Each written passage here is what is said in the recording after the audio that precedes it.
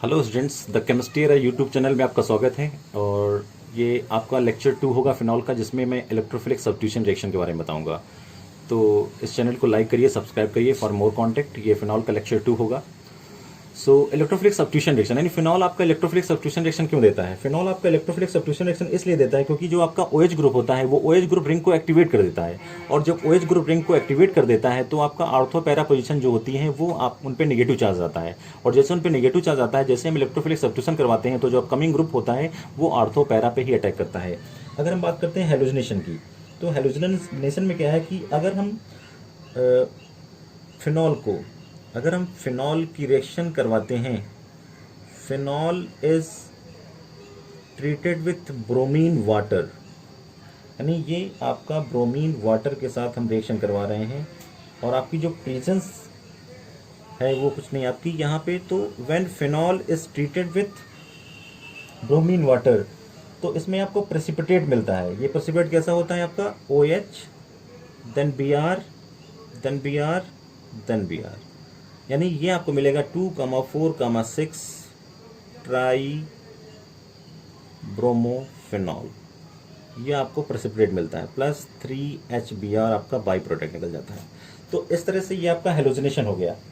लेकिन अगर हम किसी कैटलिस्ट की प्रेजेंस में अगर हम फिनॉल को ट्रीट करते हैं, कैटलिस्ट की प्रेजेंस में अगर हम हेलोजिनेशन करवाते हैं फिनॉल का, जैसे ये आपका OH प्लस Br2, और यहाँ पे हम कैटलिस्ट ले रहे हैं, लाइक यहाँ पे आप कैटलिस्ट ले सकते हो 273 केल्विन टेम्परेचर है। यहाँ पे CCl4 ले लो या आप CS2 ले लो आप।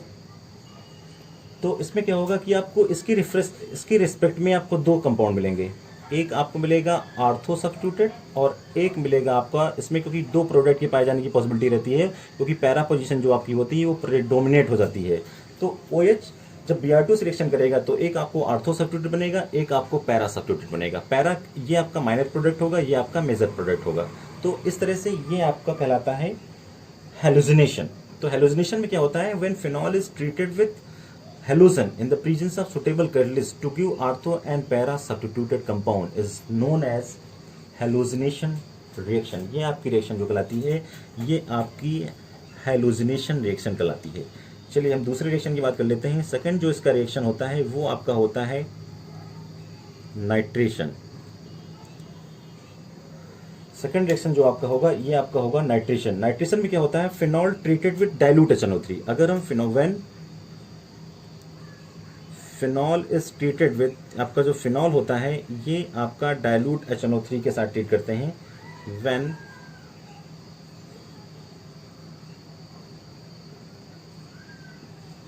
Phenol is treated with dilute HNO3, इसको हम डाइल्यूट HNO3 के साथ ट्रीट करते हैं। और ये टेम्परेचर रेंज 298 केल्विन रहता है आपका। तो इसमें आपको दो तरह के कंपाउंड मिलेंगे आपको, OH NO2, एक आपको आर्थो सब्स्टिट्यूटेड मिलेगा और एक आपको OH NO2, एक पैरा सब्स्टिट्यूटेड मिलेगा। आर्थो सब्स्टिट्यूटेड और ये आपका पैरा सब्स्टिट्यूटेड। लेकिन जैसे ही हम फिनॉल को कॉन्क HNO3 के साथ ट्रीट करते हैं और प्रेजेंस रहती है कॉन्क H2SO4 की, यहाँ पे प्रेजेंस कॉन्क H2SO4 की रहती है, तो उसमें when phenol is treated with conc HNO3 and in the presence of conc H2SO4, ये रिएक्शन पूछा गया था आपका, इंपॉर्टेंट रिएक्शन है। तो अगर हम कॉन्क HNO3 के साथ रिएक्शन करवाते हैं और कंसंट्रेट H2SO4 की प्रेजेंस में, तो होता है कि आपका OH, ये NO2 जो होता है ये बिल्डअप होता है आर्थो पैरा पोजीशन पे। तो ये आपका जो कंपाउंड होता है ये आपको मिलता है 2,4,6 ट्राई नाइट्रोफिनॉल, या इसको हम बोलते हैं पिक्रिक एसिड। यानी ये आपका ट्राई नाइट्रोफिनॉल कंपाउंड एंड होता है N2O NO2 NO2 और OH, ये आपका कहलाता है पिक्रिक एसिड। तो जब हम डाइल्यूट HNO3 के साथ रिएक्शन करवाते हैं तो आपको आर्थो सब्स्टिट्यूटेड पैरा सब्स्टिट्यूटेड मिलता है। जैसे हम कॉन्क HNO3 के साथ कंसंट्रेट H2SO4 की प्रेजेंस में रिएक्शन करवाते हैं तो आपको मिलता है 2,4,6 ट्राई नाइट्रोफिनॉल और पिक्रिक एसिड आपको ऑब्टेन होता है। इस तरह से ये रिएक्शन जो है आपकी, ये रिएक्शन कहलाती है आपकी नाइट्रेशन रिएक्शन। चलिए इसके हम तीसरे रिएक्शन की बात कर लेते हैं। थर्ड रिएक्शन जो आपका होता है, ये आपका होता है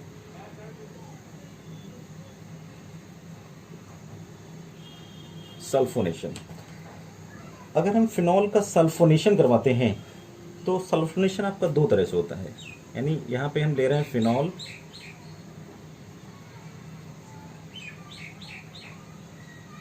ये आपका हो जाएगा फिनॉल, और फिनॉल का सल्फोनेशन दो टेम्परेचर रेंज पे आपका हो रहा है। एक में क्या कर रहे हैं 373 केल्विन टेम्परेचर दे रहे हैं, और एक में हम टेम्परेचर दे रहे हैं 288 से 293 केल्विन। और रिएक्शन जो हो रही है वो आपकी कॉन H2SO4 के साथ रिएक्शन होती है। तो जब हम टेम्परेचर रेंज रख रहे हैं 288 से 293 में, तो आपको यहाँ पे ऑब्टेन होगा आपका, यहाँ पे आपका ऑब्टेन होता है आर्थो सब्स्टिट्यूटेड। यानी इस कंपाउंड का नेम होगा 2 हाइड्रोक्सी बेंजीन सल्फोनिक एसिड। अगर हम टेम्परेचर रेंज बढ़ाते हैं और कॉन H2SO4 रिएक्शन करवाते हैं तो ये आपको मिलता है यहाँ पे SO3H प्लस H2O। ये यहाँ पे आपको ऑब्टेन होगा 4 हाइड्रोक्सी बेंजीन सल्फोनिक एसिड। तो सल्फोनेशन मतलब है when phenol is treated with concentrate sulfuric acid at 288 to 293 Kelvin, it gives ortho-hydroxybenzene sulfonic acid.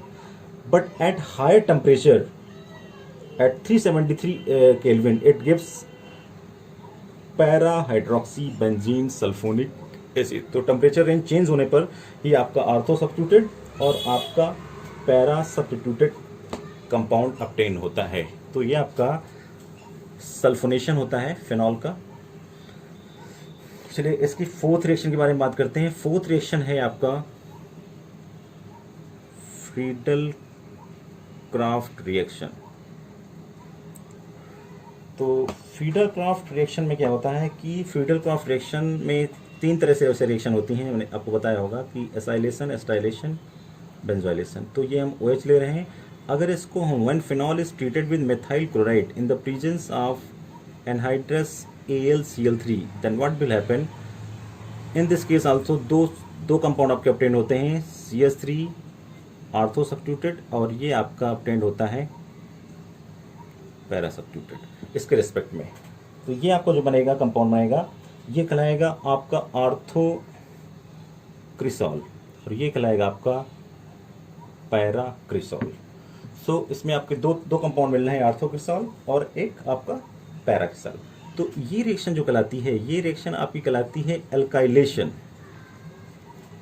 अगर हम एसाइलेशन की बात करें, इसी केस में अगर हम एसाइलेशन की बात करते हैं तो एसाइलेशन में क्या होता है, अगर हम फिनॉल को ट्रीट करते हैं CH3COCl के साथ और प्रेजेंस रहती है एनहाइड्रस AlCl3 की, तो उस केस में भी आपको दो कंपाउंड मिलेंगे। एक आर्थो सब्स्टिट्यूटेड कंपाउंड मिलेगा COCH3 और एक मिलेगा आपको पैरा सब्स्टिट्यूटेड कंपाउंड OH और COCH3। ये आपको कहलाएगा अल्फा हाइड्रोक्सी एस्टोफिनॉन, ये कहलाएगा आपका सॉरी आर्थो हाइड्रोक्सी एस्टोफिनॉन, ये कहलाएगा आपका पैरा हाइड्रोक्सी एसिटोफिनॉन। तो इस तरह से आपका ये इलेक्ट्रोफिलिक सब्स्टिट्यूशन रिएक्शन है। ये चौथा रिएक्शन आपका हो गया। इसके बाद इस कैटेगरी में हम बात करते हैं पांचवी रिएक्शन की। इलेक्ट्रोफिलिक सब्स्टिट्यूशन रिएक्शन में आपकी ये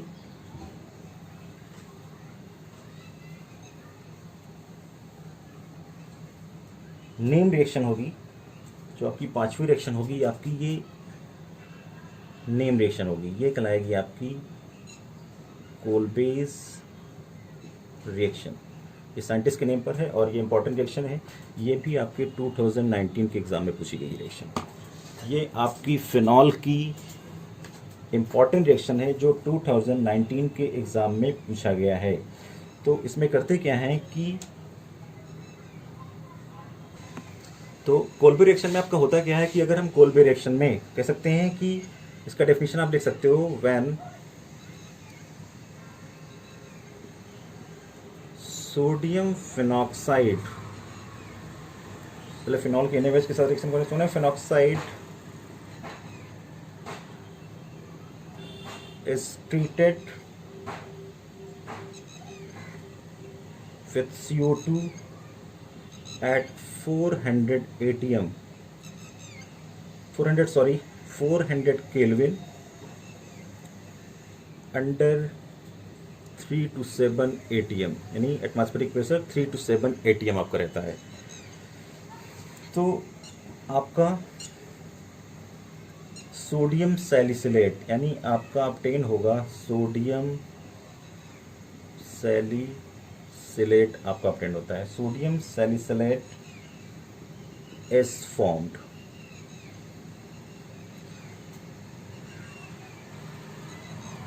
और ये सोडियम सैलिसिलेट जो होता है विच इज एसिडिफाइड, यानी इसको हम एसिडिफाइड करते हैं टू गेट सैलिसाइलिक एसिड। यानी अगर हम sodium phenoxide is treated with CO2 at 400 Kelvin under 3 to 7 ATM, sodium salicylate is formed which is acidified to get salicylic acid। तो इसमें अगर करते क्या है, अगर हम इसमें हम फिनॉल की रिएक्शन करवाते हैं, किसके साथ? फिनॉल की रिएक्शन हम करवाएंगे sodium hydroxide. Phenol is treated with sodium hydroxide, तो ये आपका क्या देगा? ये आपका दे देगा सोडियम फिनॉक्साइड और ये आपका H2O बाहर हो जाएगा। ये जो आपका सोडियम फिनॉक्साइड है, इस सोडियम फिनॉक्साइड ONA को हम रिएक्शन करवाएंगे किसके साथ? कार्बन डाइऑक्साइड के साथ, और 400 केल्विन और 3 to 7 एटमॉस्फेरिक प्रेशर आएगा। तो यहाँ पे आपको बनेगा सोडियम सैलिसिलेट बन जाएगा आपका। ये आपका OH माइग्रेशन हो जाता है, रीअरेंज हो जाता है, जब ये CO2 यहाँ अटैक करता है तो इंटरचेंज हो जाता है, ये आपका COONA बन जाएगा। ये आपका सोडियम सैलिसिलेट बन जाएगा। इस सोडियम सैलिसिलेट का अगर हम एसिडिफिकेशन कर दें तो ये NaCl को लेकर के NaCl बना देगा और H वहाँ शिफ्ट कर जाएगा, तो ये आपका OH और ये आपका हो जाएगा COOH और प्लस आपका NaCl बाहर हो जाएगा। ये आपका बन जाएगा सैलिसाइलिक एसिड। सो इस तरह से आपका कोल्वे रिएक्शन में सैलिसाइलिक एसिड का फॉर्मेशन हो जाता है। When sodium phenoxide is treated with CO2 at 400 Kelvin under 3 to 7 ATM, sodium salicylate is formed, which is acidified to get salicylic acid। इस तरह से आपका salicylic acid का फॉर्मेशन हो जाता है। Is that clear? ये आपका जो salicylic acid बनता है, इस salicylic का एसिड का इस्तेमाल हम करते हैं एस्प्रिन बनाने में, इसका इस्तेमाल करते हैं एस्प्रिन में,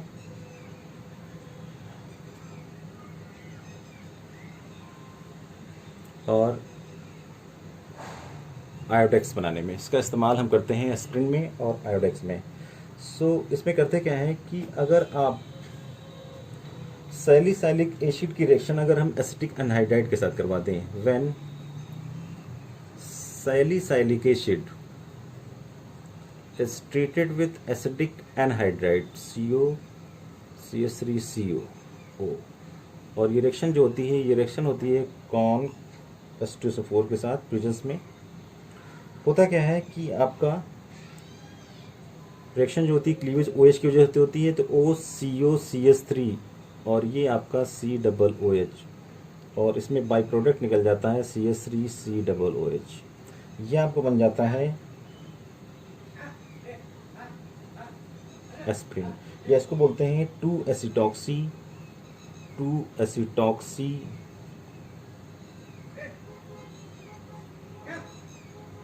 बेंजोइक एसिड। इस तरह से ये salicylic acid is treated with acetic anhydride to form aspirin और 2-एसिटॉक्सी बेंजोइक एसिड। ये फिनॉल जो आपका है, इससे हम सैलिसाइलिक एसिड बनाते हैं, और इस सैलिसाइलिक एसिड का इस्तेमाल जो हम करते हैं वो हम करते हैं एस्प्रिन बनाने में।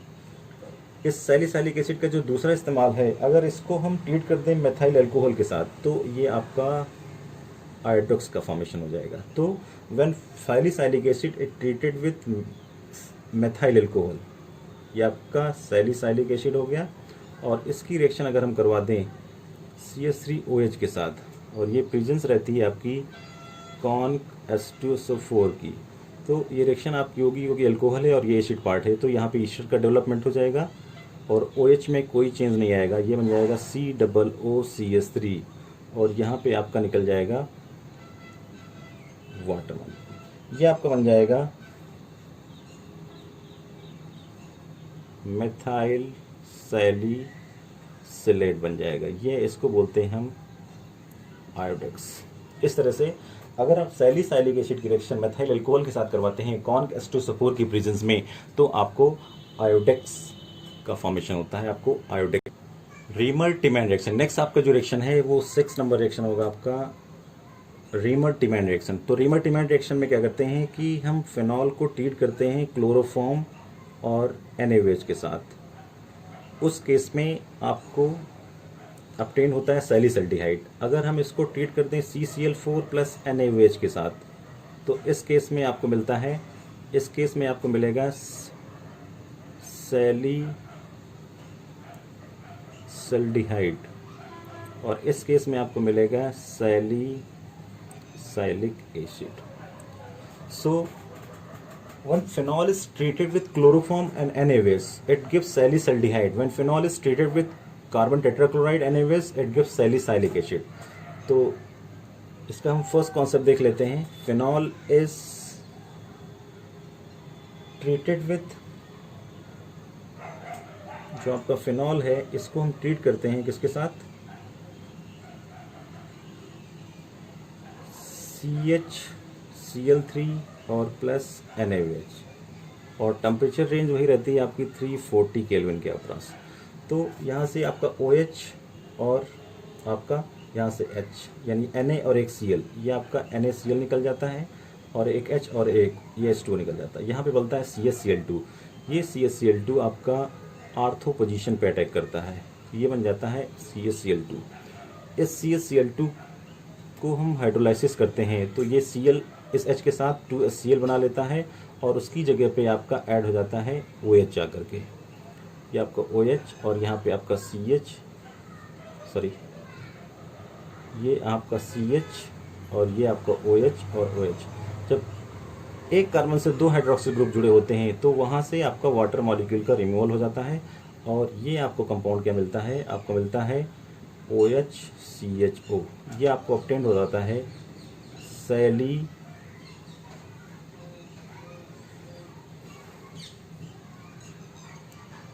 सैलिसल्डिहाइड।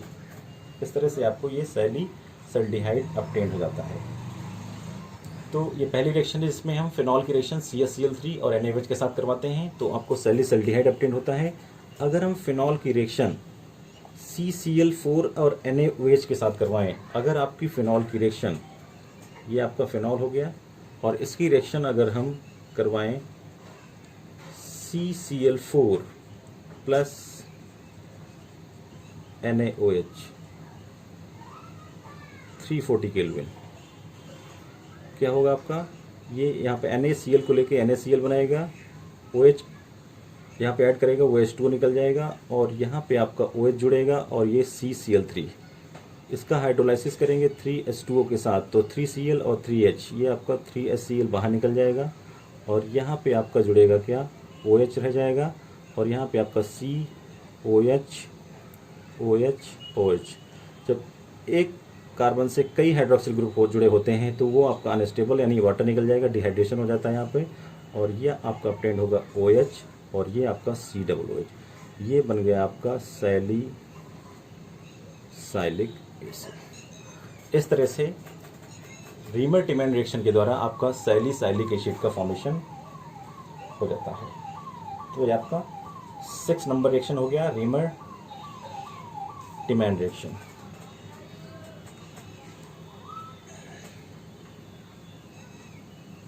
इसके बाद इसके 7वें रिएक्शन की बात करते हैं। 7वीं रिएक्शन जो होती है वो आपकी होती है ऑक्सीडेशन।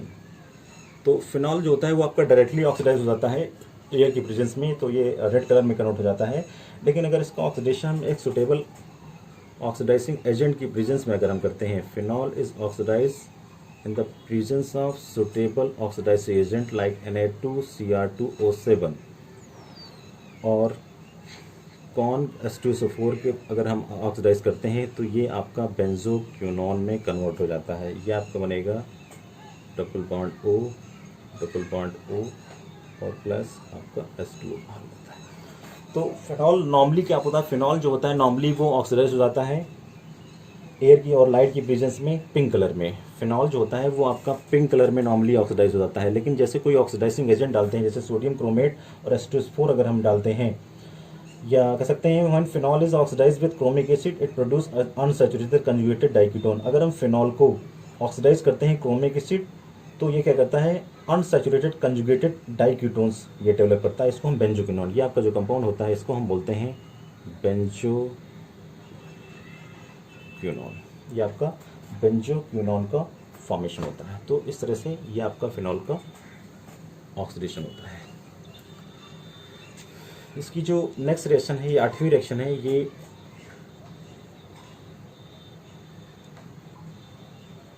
Reaction with FeCl3। ये एग्जाम में भी पूछा जाता है। इसको हम फेरिक क्लोराइड टेस्ट भी कहते हैं। तो फिनॉल जो होता है आपका, phenol forms violet colour complex. अगर हम इसको न्यूट्रल फेरिक क्लोराइड के साथ, अगर हम फिनॉल को when phenol is treated with, phenol आपका अगर फेरिक क्लोराइड के साथ अगर ट्रीट करते हैं, इसको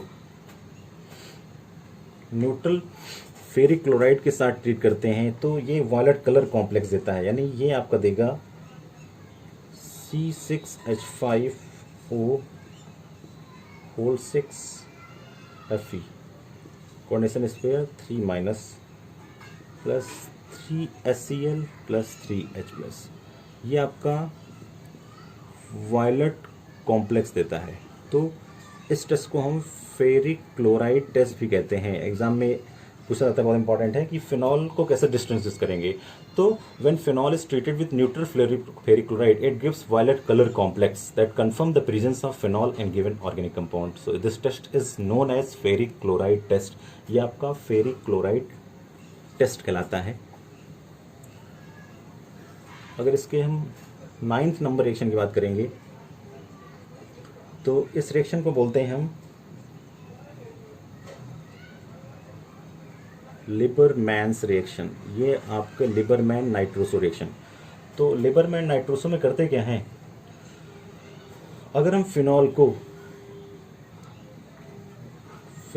अगर हम ट्रीट करते हैं सोडियम नाइट्राइट NaNO2 और यहाँ पे H2SO4 ले लेते हैं, ये H2SO4 डाइल्यूट आपका रहता है, तो ये फिनॉल क्या बनाएगा, पैरा नाइट्रोसो फिनॉल बनाता है। यानी OH रहेगा आपका और ये यहाँ पे NO डेवलप हो जाता है। इसको बोलते हैं पैरा नाइट्रोसोफिनॉल। यानी on warming with dilute sulfuric acid and sodium nitrate, when phenol is warming with dilute H2SO4 and NaNO2, it gives brown red color which soon changes to green। ये आपका brown red colour देता है और इसके बाद ये आपका green में कन्वर्ट हो जाता है। इसके बाद फर्दर अगर आपका इसको फिर से अगर डाइल्यूट करें तो आपका ये वापस से रेड में आ जाता है। और इसके बाद अगर हम इसको एल्कलीज के साथ ट्रीट करें, सोडियम हाइड्रोक्साइड वगैरह के साथ ट्रीट करें, तो ये आपका फिर से आ जाता है, आपका डीप ब्लू हो जाता है। ये रिएक्शन कहलाती है आपकी लिबरमैन रिएक्शन और लिबरमैन नाइट्रोसो रिएक्शन। चलिए इसके बाद हम बात कर लेते हैं फिनॉल का इस्तेमाल कहाँ पे करते हैं। इसके हम फिनॉल के यूजेस की बात करते थे। So what about the uses of phenol. तो फर्स्ट पॉइंट, इसका 0.2% सोल्यूशन, 0.2% जो सोल्यूशन आपका होता है, ये सोल्यूशन एंटीसेप्टिक के रूप में इस्तेमाल होता है। एंटीसेप्टिक, इसका आपका 2% सोल्यूशन जो होता है, आपका 2% सोल्यूशन जो होता है, ये आपका डिसइंफेक्टेंट के रूप में इस्तेमाल होता है। सो 0.2% solution of phenol is used as antiseptic, whereas 2% solution of phenol is called disinfectant. इसके बाद अगर इसके हम दूसरे यूजेस की बात करते हैं, so it is use for making thermosetting plastic. ये आपका थर्मोसेटिंग प्लास्टिक के बनाने में इसका इस्तेमाल होता है। जैसे आप ले सकते हो फिनॉल फॉर्मल्डिहाइड, ये आपका होता है फिनॉल फॉर्मल्डिहाइड, इसको हम बोलते हैं बेकेलाइट, या इसका इस्तेमाल करते हैं यूरिया फॉर्मल्डिहाइड में, या इसका इस्तेमाल करते हैं मेलामाइन या मेलामाइन फॉर्मल्डिहाइड में, इसको बोलते हैं melamine formaldehyde. So it is used in making thermosetting plastics like bakelite, urea formaldehyde, resin, etc.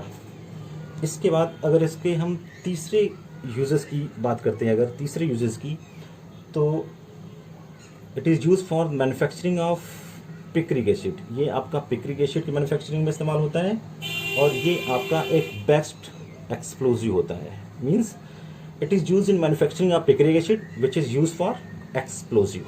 इसके बाद अगर इसके हम चौथे यूजेस की अगर बात करते हैं, तो एपॉक्सी रेजिन बनाने में इसका इस्तेमाल किया जाता है, एपॉक्सी रेजिन बनाने में। सो it is use for making epoxy resin and caprolactam, और इसका इस्तेमाल जो करते हैं वो हम कैप्रोलैक्टम में भी करते हैं। So it is use for making epoxy resin and caprolactam which is use for making nylon 66। So ये आपके फिनॉल के कुछ इम्पॉर्टेंट यूजेस हैं। So for more content please like and subscribe so the chemistry era YouTube channel by engineer Anirudh Singh. अगर किसी भी तरह कोई डाउट है, कोई प्रॉब्लम है, तो आप प्रेफर कर सकते हो the chemistry era YouTube channel by engineer Anirudh Singh. किसी तरह कोई प्रॉब्लम है, अगर कोई क्वेरी है, तो आप कमेंट बॉक्स में कमेंट कर सकते हैं। Thank you very much. So please like, subscribe and comment. Thank you very much. Thank you all.